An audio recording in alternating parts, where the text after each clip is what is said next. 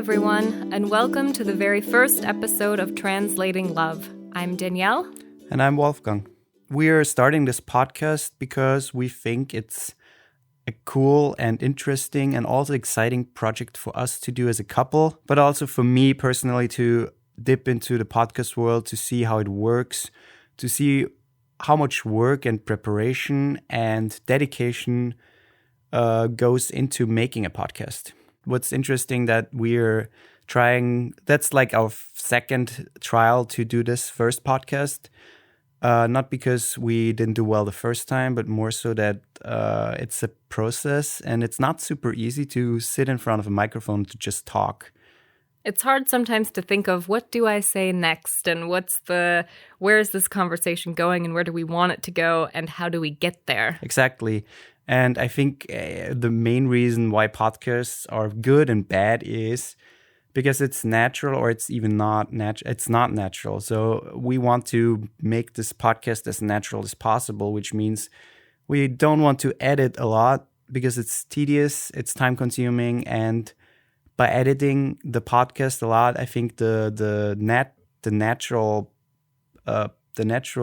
conversation. Yeah, the natural conversation is getting lost. So as I said again, we already did the first podcast, but particularly I wasn't super satisfied with it. That's why we're trying it again. Exactly. So for you, this is the first time you're hearing the first episode. For us, this is the second time we are recording it. Yes. So our goal is to make it interesting, engaging, and also, like Wolfgang said, more natural conversation. Exactly. But I think what's also important is to just quickly lay out what the podcast is about, to give all the listeners like a little insight why we're doing it and what it is about, essentially. We didn't want to make a podcast that was too one-sided, and so we were thinking about what our main theme or goal of the podcast could be, and we decided that we would just go with, in general, a relationship podcast, because that not only can... But some of you would say, boo-hoo-hoo, there's so many fucking relationship podcasts. Yeah, that's true. But I think everyone is saying that, but our relationship is different. It's so unique. Yeah, every relationship is fucking unique. But I think we have this little different thing or this little different fact that we both come from different countries, different backgrounds. Yes, we grew up in the Western Hemisphere, so we grew up in a fairly nice world. Privileged, white. We don't get much of that part covered, of course, but I think the main thing in this podcast, and that's why we call it Translating Love, is the difference between languages, the difference between articulating in those languages and loving in those languages. Because it's not just like, okay, I'm together with someone from my country. It's just not that simple. I think we take language for granted. Being in a relationship with someone where when we speak two different languages as our mother language, I think it has opened up to me that, as strange as it is, we take language for granted. Right. I think you get that a lot, even if you're talking to your girlfriend, boyfriend, spouse, whoever, in the same language, and you have no idea what they're talking about. Like in fighting situations or when you argue or whatever. Sometimes you stand in front of that person and they tell you words you know, but you have no clue what they mean. And now imagine that in a different language. You know, and you speak that language well enough to understand them, but there is just so much more going on in that conversation and you have no idea what they mean. I mean, I think it counts on both sides, but I mean, on the one side, when you both speak the same language fluently, so two people who were born speaking English, yeah, you still have misunderstandings and miscommunication. It happens in every relationship. Right. But when you put it in terms of, okay, we speak different languages. So, for example, sometimes Wolfgang and I will have a fight or an argument, and I would say 99% of the time it's in English. Yeah, And that's mostly based on my German. I don't have the vocabulary to argue yet in German unless I say something mean. Yeah, like right. Heute Goschen. Right, for example. You can look that up, and you're welcome. But I think a lot of the misunderstandings that we have are purely language-based. So it's not tone-based or like it is when you speak the same language. It's purely language-based, I would say 95% of the time. But he'll say something maybe in English that he, in his head, translated directly from German. And the direct translation into English is just not how we would phrase it if we were to say the same thing in English. And so it comes off sometimes harsh, or it comes off as if he's saying something really mean, when in fact it's just the way that things are translated. And sometimes it just doesn't work. And that goes both ways, from English to German or German to English. I mean, I would disagree a little bit, because I think that where we start, that was the point where we started off. That True. Basically all our fights in the beginning of this relationship were based on that fact. Yeah. But I think it changed a lot. Sure. Because we grew and we also learned to know each other much better. And we also learned to pick up on the fact that we have that language barrier. Right. And sure, my German has gotten a lot better, so I understand him a lot better. And I also understand the way that he speaks English better. Yeah. And so it still happens from time to time. But I think we learn to think a little bit more before we react to something, where we say, okay, maybe they didn't mean it the way that it was said, or the way that we hear it is different. Yeah. But yeah, we're going off topic a little bit. We are. I think it's vital to understand us a little bit better to keep the conversation going, and also to understand our standing points and where we are today and why we are here. And that's why we thought it would be just quickly, or in this first episode, just a nice background for us to give you our background, and to just talk a little bit where we came from and where we met. And yeah. And how we basically got to this point. Yeah. I mean, the first time we met was in 2008 in your school. At my high school. In Wauwatosa East. Woot woot, 414. And so I was there with my school. It was like a school trip for 2 weeks or 15 days, 16 days. And we came to Wisconsin for a couple of days, and then we went to Chicago. Why they chose Wisconsin, I'm still not entirely sure. Because our teacher has... Oh, they knew each other. No. No?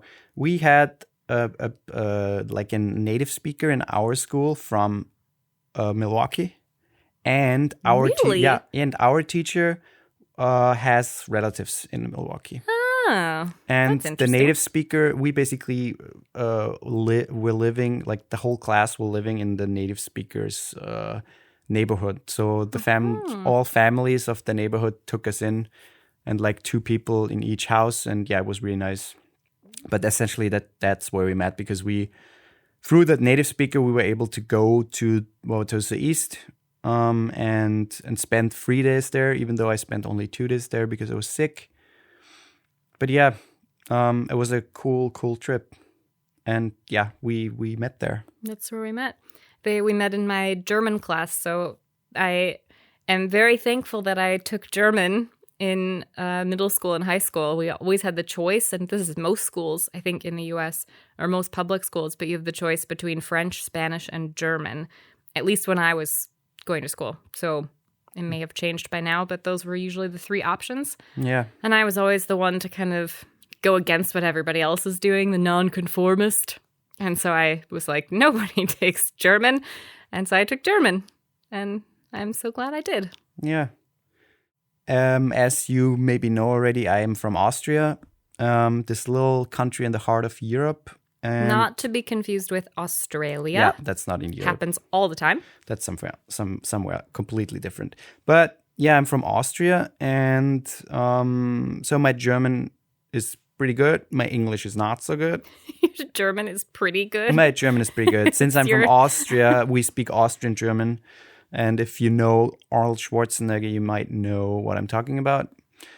I'm trying to hide my accent a little bit, but it's there. Austrian German is essentially, it's German, but it's a dialect of German. So to me, it sounded like a completely different language than German when I moved here. Yeah. Because I always describe it as round. It's a very round language. And it's also it's a lazy language. It's a lazy language. They take words and just try to shorten them somehow so they don't have to say the full word. Yeah, right. But it's also, I mean, it's a fun language. I like German. I like Austrian German. I actually like Austrian German better than I like German. Yeah, I mean, yeah, me too. But I grew up here, so I'm biased. Yeah. But yeah, I grew up in Austria, and I had a nice childhood. I'm a twin, so I have a twin sister. And yeah, and until 2008, I was not aware that there was Danielle. But yeah, she basically chose me. Mm-hmm. She chose me based on a list. Yeah. So that's, I think, my favorite part of the story of how we met, because had this little thing not happened, we may have not gotten to know each other. Because so basically, my German class was given a list of names a couple days maybe before his class came. How many people came from your class? Do you know? I'm pretty much all of them. I think 4 or 6 people stayed, so about 20 people. Yeah, okay, that makes sense. Yeah, we had about 20 people in our class, in my German class. So basically, there was a list that went around, that got passed around our room, and it had all of the names and birthdays of the Austrian students. And all we had to do was write our name next to one of them. And that's who we would get. And they would basically then shadow us for the next couple of days. So follow us around to all of our classes, and we just kind of show them around the school. And then at the end of the day, we don't see them until the next day. So they go home to their host families. And I saw his name, and I thought it was so cool because the name Wolfgang, you never see that name in the US. And so I was like, okay, yeah. And then I look over at his birthday, and it's the same day as mine. It's a year difference. He's 1 year older. But I was like, that's fate. So I put my name next to his, and that was kind of the beginning of all of it.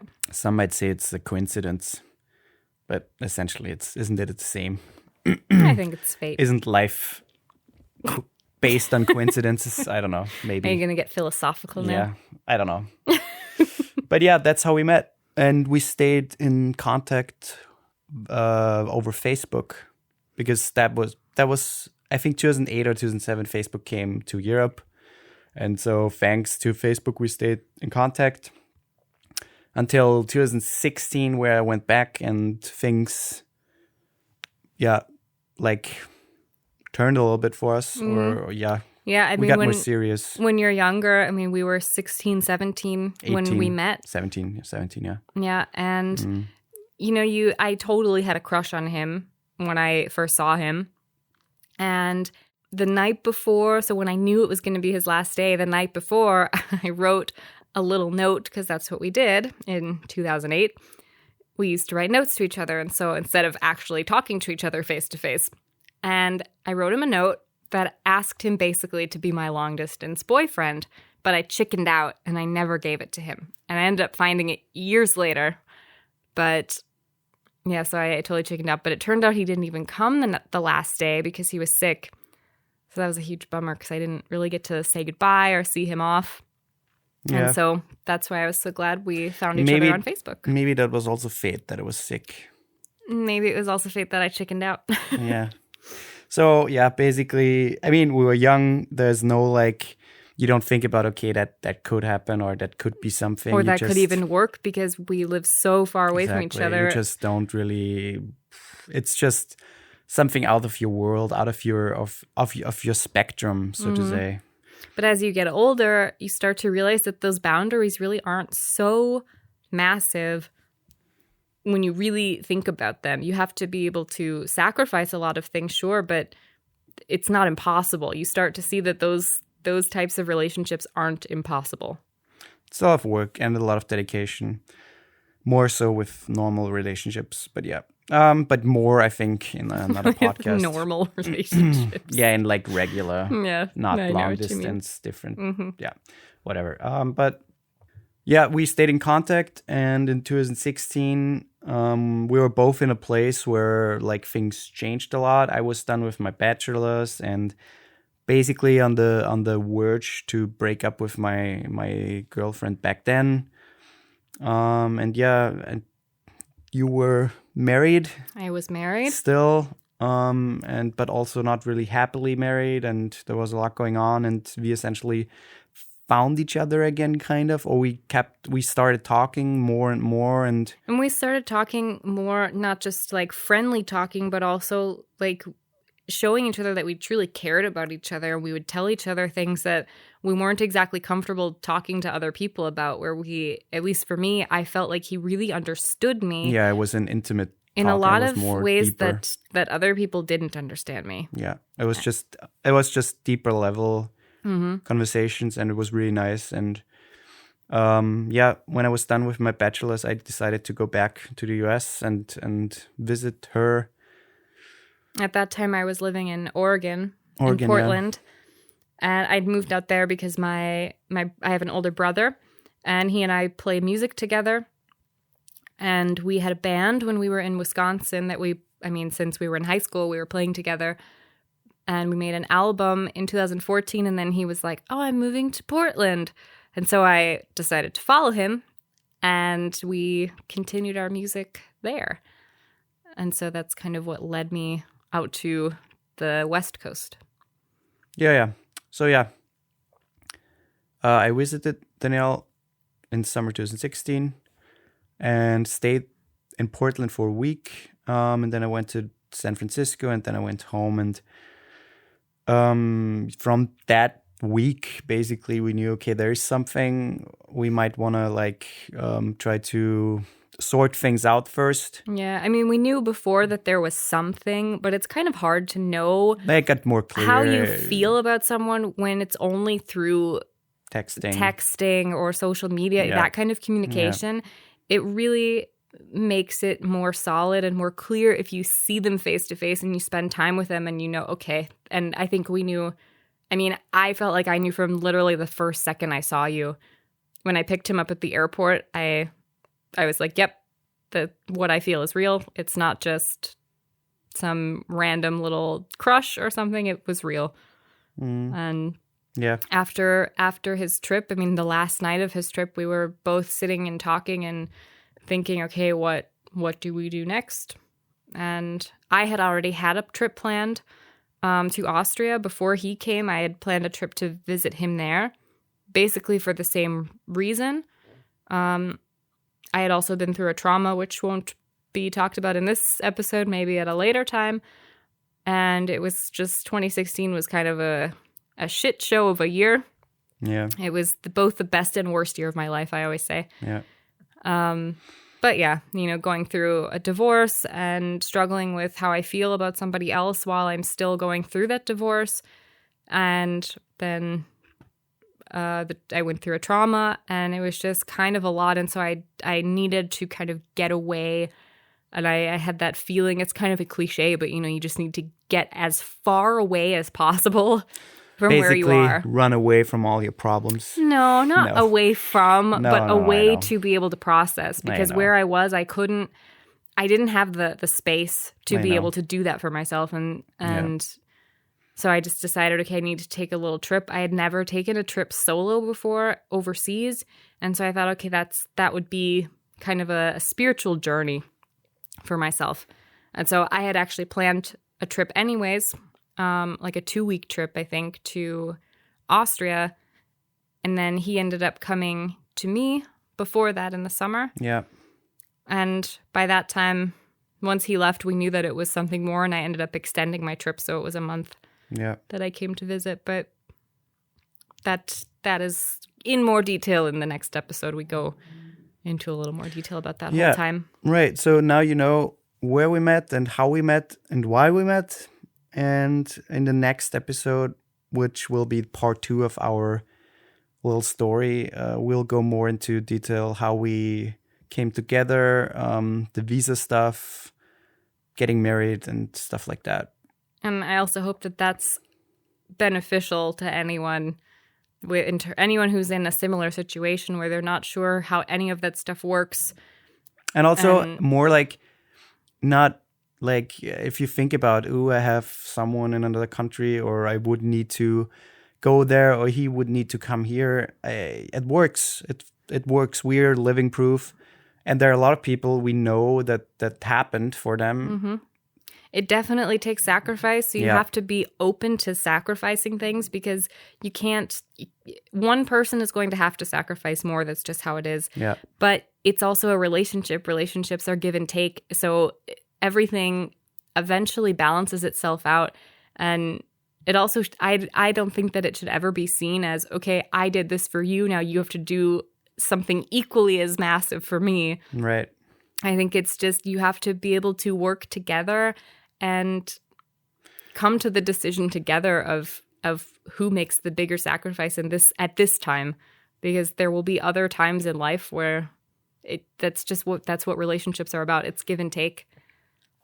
The takeaway is here that you can do it. If Yeah. you have your mindset, you can do it. And if it's just trying it out and you see, okay, it doesn't work out, then you just go back. And then you know. And then you know at least. But it's always, if you both feel the right way, it's worth a shot. But yeah. And one more cute thing, because it's cute, and he didn't say it before, but I think it's cute. And maybe you could just tell it, but when the whole thing with the list, when I picked him, there was another aspect to that part of the story when you came to the school. Yeah, we basically came late there. So I came there with 3 or 4 people, and we took the wrong bus. So we were late.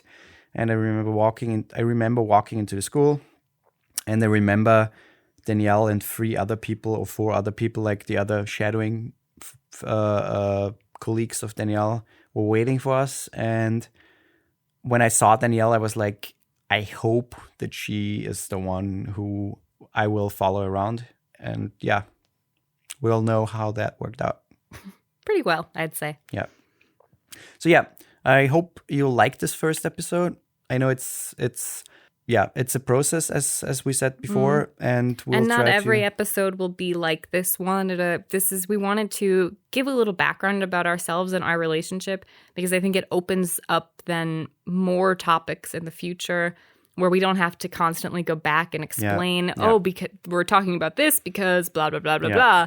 And I think it makes more sense to get all of this part out of the way. Right. So we are open for criticism and feedback, and just if you really like it, just maybe give it a like, or give it a positive comment, or whatever, rate it well. I have no fucking idea.